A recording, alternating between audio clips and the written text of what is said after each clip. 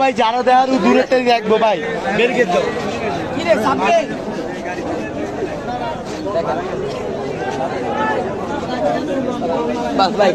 বেশি লাগবো না ফেসটা শুধু